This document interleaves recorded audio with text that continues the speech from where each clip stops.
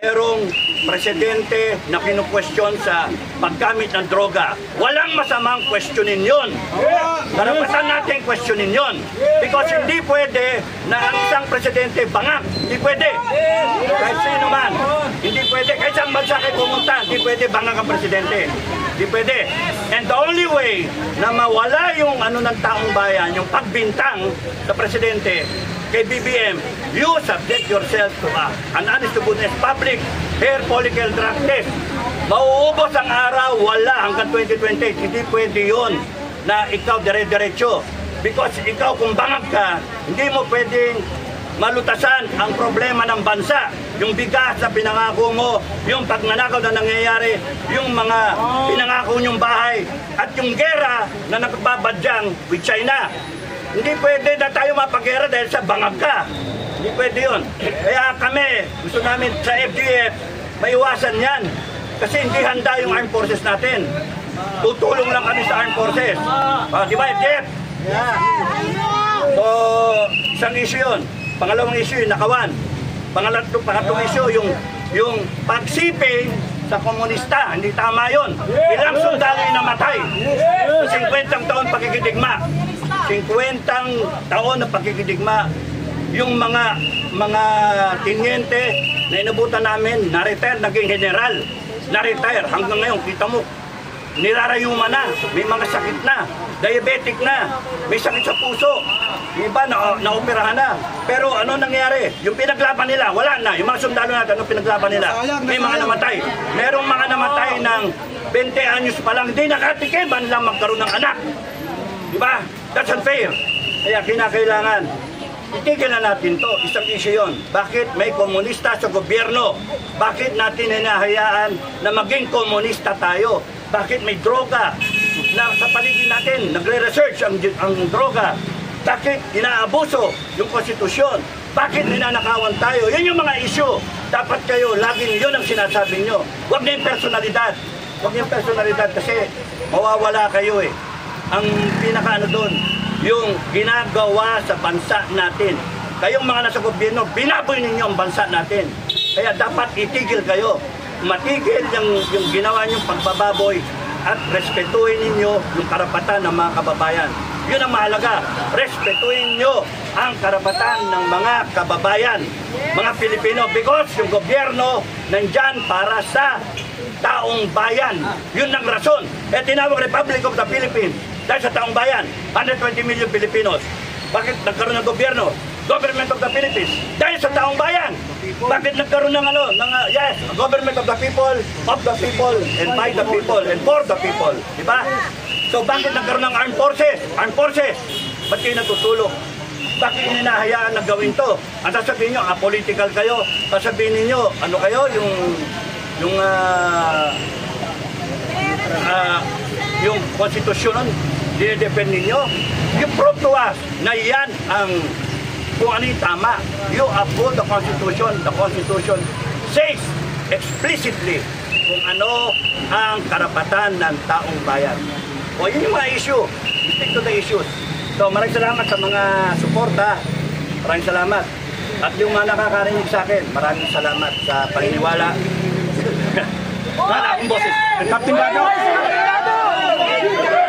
Captain Dado. Speaking, nabanggit nyo kanina, binababoy nila, no? Ano po ang reaction ninyo sa mga nakikita natin sa mga social media like Facebook na napakarami na po ang mga gumagamit po ng illegal na pinagbabawal na gamot? O nga eh, yung masakit nga eh. Kasi may nadidinig ka ng mga balita, pinapatay yung 10 pamilya, nire-rape yung bata. No, kabata-bata. No? Kaya nga, you have to unite, mga kababayan. Not revolt against the government. No, unite to express yung rights ninyo, yung karapatan ninyo. Yun yung wala silang lahat pagka yung karapatan ninyo, ipinagtanggol ninyo. Kaya one time, big time. Pakita ninyo. One time, big time. Makita ninyo yung yung karapatan ninyo, ipaglaban ninyo. We, the sovereign Filipino people, yun ang pinakamataas. Preamble, intindihin ninyo, basahin nyo, kabisaduhin ninyo. Yun ang nandun lahat. Kasi kung kunyaring yung presidente, kaya nandyan, para lang pagsilbihan tayo. Yung lahat ng kabinete, lahat ng congressman, senate, nandyan sila para anuhan tayo, pagsilbihan, hindi para i-contempt tayo. Eh wala, imbestiga, libang, yun yung nangyayari. Kaya kinakailangan, ipakita ninyo, naintindihan ninyo yung karapatan ninyo. Do not rebel against government. You just express to the government, hoy, mali kayo. Ano ba kayo? Sinusweldo namin kayo eh. Di ba? AFP, ano ba? Protector of the people, ano ba?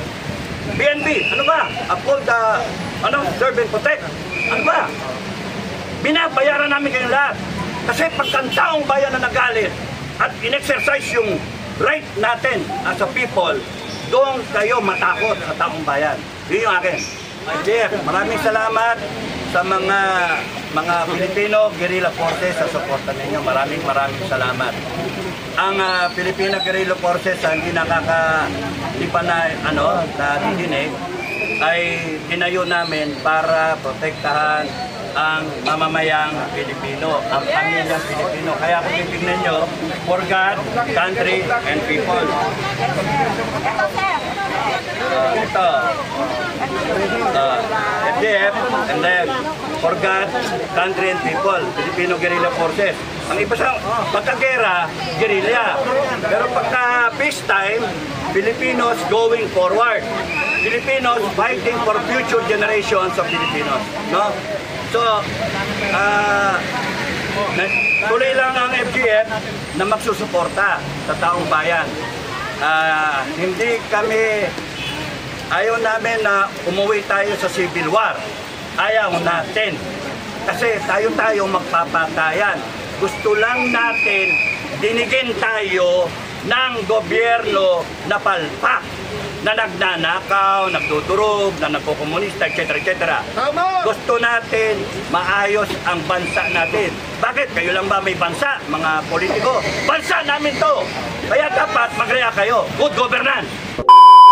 Jeff, maraming salamat sa mga Filipino guerrilla forces sa suporta ninyo. Maraming salamat. Ang Filipino guerrilla forces hindi nakakalipan na didinig ay tinayo namin para protektahan ang mamamayang Pilipino, ang pamilyang Pilipino. Kaya kung titignan nyo, for God, country, and people. Ito. FDF, and then, for God, country, and people. Filipino Guerrilla Forces. Ang iba sa pagkagera, guerrilla. Pero pagka peacetime, Filipinos going forward. Filipinos fighting for future generations of Filipinos. No? So, tuloy lang ang FGF na magsusuporta sa taong bayan. Hindi kami, ayaw namin na umuwi tayo sa civil war. Ayaw natin. Kasi tayo magpapatayan. Gusto lang natin dinigin tayo ng gobyerno na palpak, na nagnanakaw, nagdudurog, na nagkokomunista, etc. Gusto natin maayos ang bansa natin. Bakit? Kayo lang ba may bansa, mga politiko? Bansa namin to! Kaya dapat mag-react kayo. Good governance!